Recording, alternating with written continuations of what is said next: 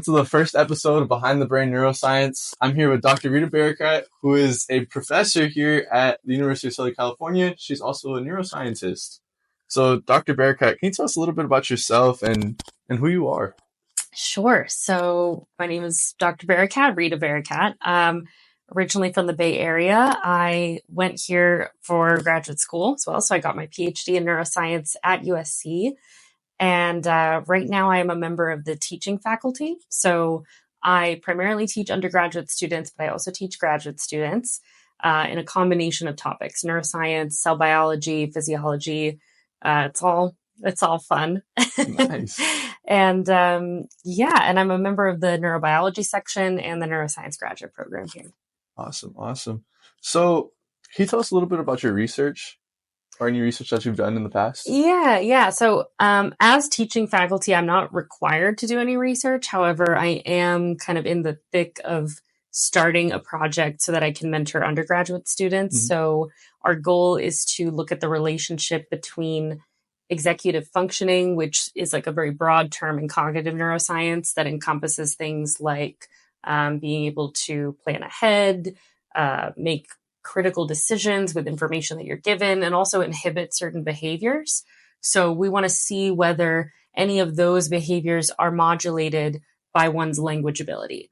And so we're going to compare students, actually, the student population here, to see if bilingualism or being tri or multilingual has any effect on executive functioning compared to monolingual native English speakers. Okay, that's awesome. Very awesome. So, can you break down what happens in our mind as we read or speak?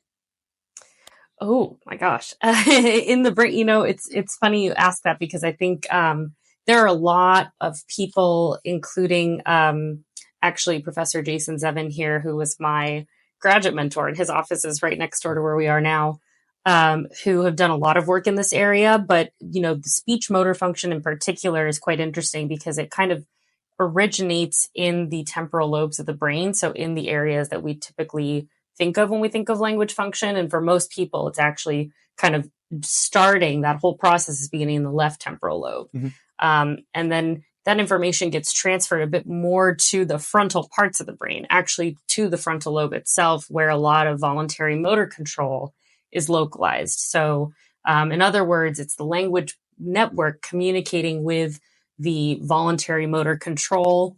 And then that in turn has to be relayed in a descending way, from the brain to the brain stem to the cranial nerves that control your vocal instrument. Mm-hmm. And that's really how speech production occurs. Granted, that's a very, simplified summary of the circuitry, but it's a team effort, you could say, between different cortical areas and then also the parts of the brain that are kind of like under the hood, the subcortex, as we call it. Yeah. Very nice. So, when it comes to the actual process of us like relaying speech out of our mouth, what happens? Like, what's exactly happening there? In the motor component of it? Yeah, there are a number of cranial nerves that actually do a lot of the heavy lifting, not just in the context of speech motor control, but in being able to sense what's going on from the neck up and also move your body from the neck up. It's actually heavily relying on these really small but powerful nerves that come out of the brainstem for the most part, which is, I would argue, the most important part of the brain. You're not really living if you don't have a brainstem. So specifically, the last cranial nerve 12, has this very important motor component that controls the speech apparatus. So it controls like the larynx, the vocal folds, and additionally, it also communicates with the tongue, because the tongue is a significant part of the speech apparatus as well. So not just speech, but also being able to sing or make any kind of vocalization relies heavily on that 12th cranial nerve. It's called the hypoglossal nerve. So hypo meaning below and glossal referring to the glossus or the epiglottis. So that nerve is really central to actually taking the cortical aspect of speech control and relaying it to the vocal apparatus. So, I have a question for you. So how have you been able to link your love for singing with neuroscience? I do quite like this question. And I would say maybe I could have done a better job doing that. I haven't really explicitly linked them, to be completely honest. I would say maybe the closest I ever got was a part of my career that I kind of briefly shared in the BISC 199 neuroscience colloquium talk I gave about my gap year. So during that gap year, I was working with people with aphasia. And these are individuals who have suffered tragically a stroke or some kind of, significant brain injury that affects some part of the language network. And the language network is so vast that in some cases it did affect their speech motor capabilities, what we've been talking about. And in those cases, what my colleagues and I, what we actually tried to do was to encourage them to sing, because there is some evidence, and we weren't studying this in an empirical way. We were just sort of taking what we knew from the literature and seeing, does it work in real life with this, small population of individuals? There is some evidence to suggest that some aspect of speech motor function can be recovered when you incorporate music into the mix, when you add what we call prosody, which is sort of like the precursor to melody. Mm-hmm. When you make things melodic, almost like sing speech, that can actually help recover speech motor function.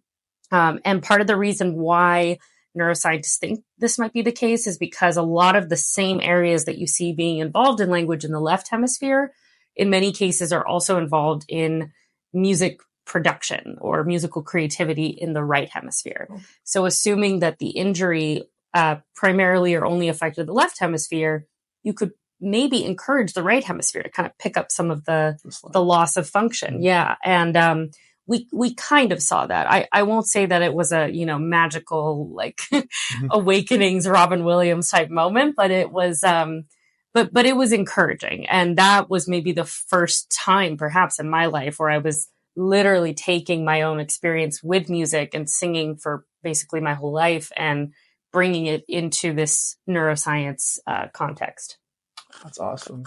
That's really cool, actually. So when you would you personally like sing for these patients and then have them try to like mimic what you sang? Yeah, I mean, we would do a lot of group singing. Mm-hmm. Like I remember bringing in songbooks with like lyrics, and we would just kind of go through the lyrics. And I think it helped. This is also something I see in just choirs of people with generally normal motor speech function. Mm-hmm. It helps to have an anchor, someone that can carry the melody, and then you can kind of latch onto that and feel more confident in being able to use your instrument. So, I and maybe some of my other musical colleagues, we would sing.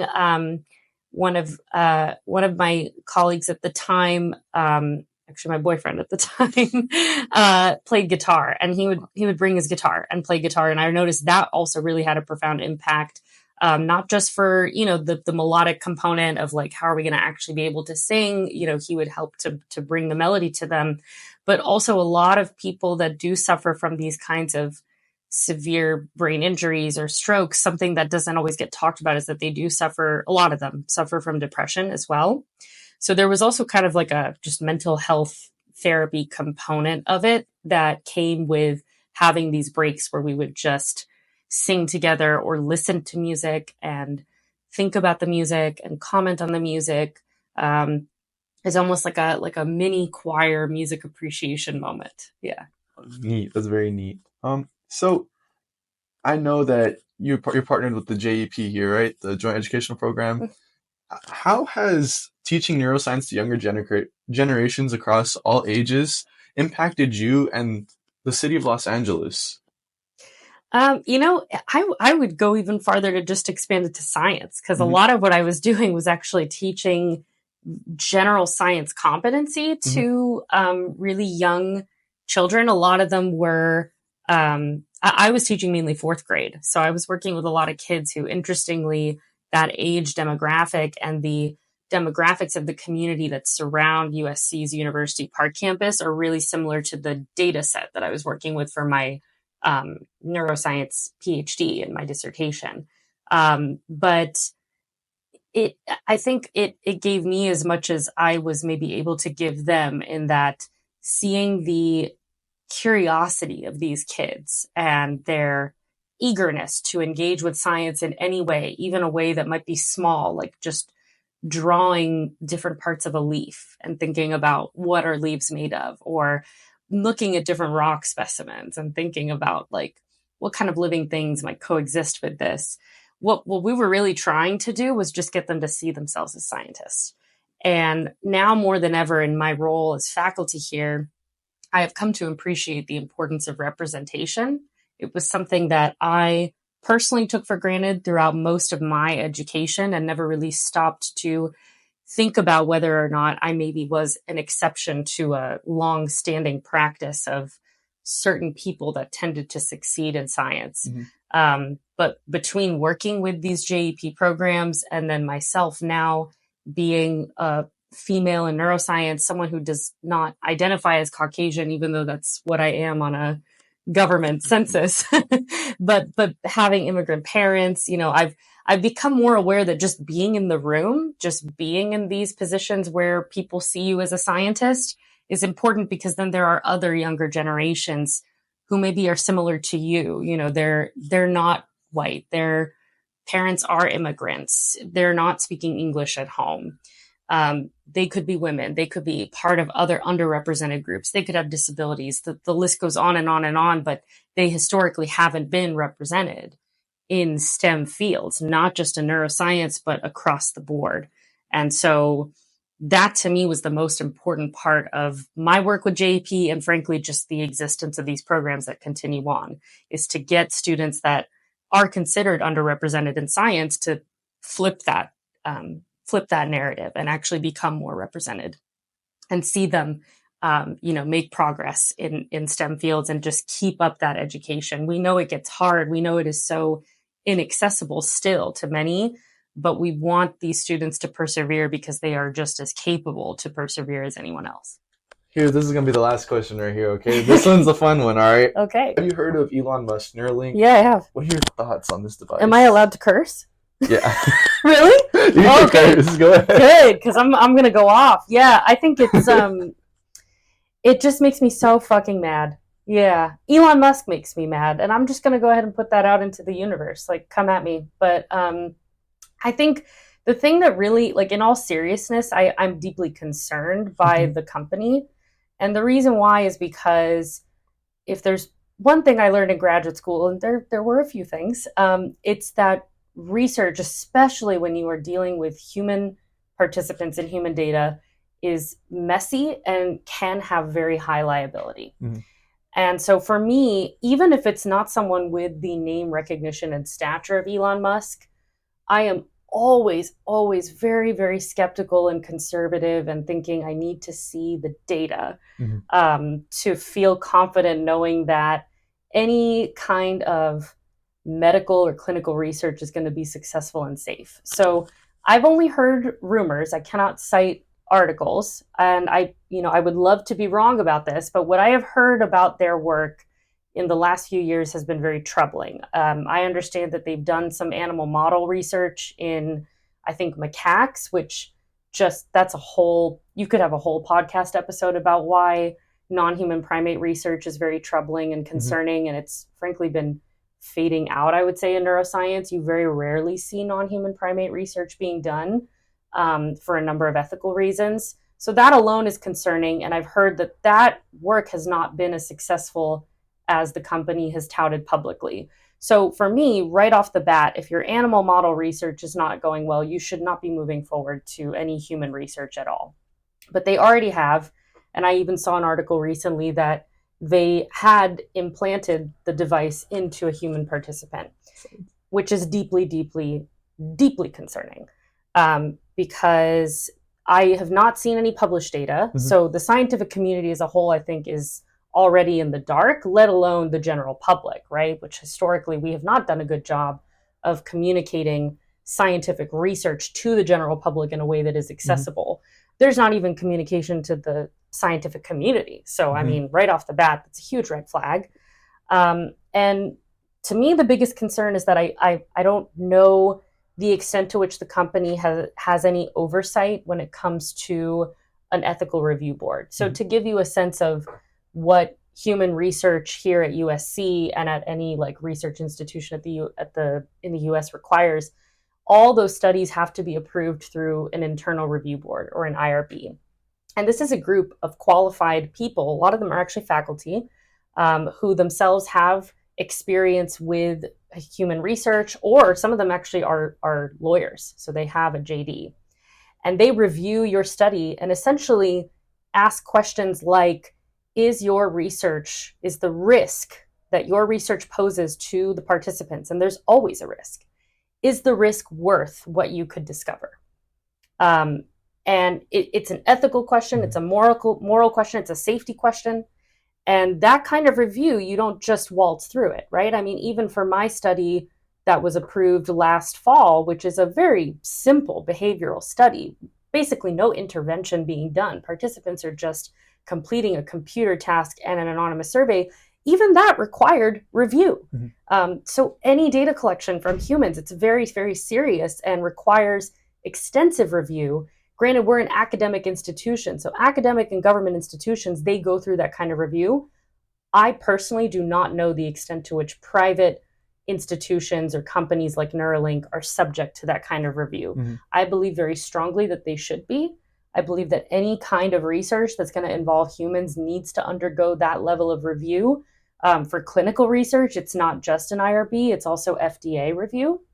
And my assumption, which is very cynical and again, not based in data I can cite, is that they haven't gone through that review.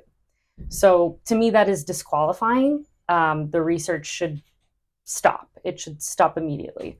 I don't know when this episode is going to come out, but I will say that we actually did have a scandal that was publicized here at USC not too long ago, where a similar situation happened, where there were clinical trials being done on human participants, and there were allegations of potentially falsified data, and in fact, very serious allegations of potential harm to the participants in these clinical trials. So the amount of liability you have if you're going to do a clinical trial, if you're going to implant things into people's brains, is incredibly high. So you really need to do your due diligence and go through the appropriate review. And I'm very skeptical about whether they have done that or not. It makes me very angry because also just on a personal level, I believe that someone like Elon Musk is contributing to misconceptions about scientists and science. Elon Musk is not a scientist. Any scientist that respects their practice would not be behaving in the ways that he does publicly, and from what I have gathered, privately, which is almost worse in his companies. So it's really doing a disservice to our efforts to be more transparent and communicating what we actually do in research, what research is actually like. It is contributing to potentially very harmful public misunderstandings of science, and it could contribute actually to mistrust, which is what we saw during the height of the pandemic. The level of mistrust between the general public and actual official scientists, like those who work in the CDC and in other government institutions, was staggering. I mean, they were not coming to see each other and meet each other at the table. And you can't really blame either side for that. Historically, scientists haven't been good at communicating the reality of the work. And historically, the general public hasn't had a trustworthy figure to turn to in the scientific community that's going to meet them where they are. I believe there may also be some shortcomings in our general education, our primary education, that set people up to be unprepared to handle the actual scientific information that officials may deliver. So it just, I could go on and on about just personally why it bothers me and just scientifically why Neuralink bothers me, but that's where I'll leave it. Yeah. Thank you, Dr. Barakat, for everything. It means so much for you being on this episode. Yeah. All right, guys, this is BTB Neuroscience, and we're out.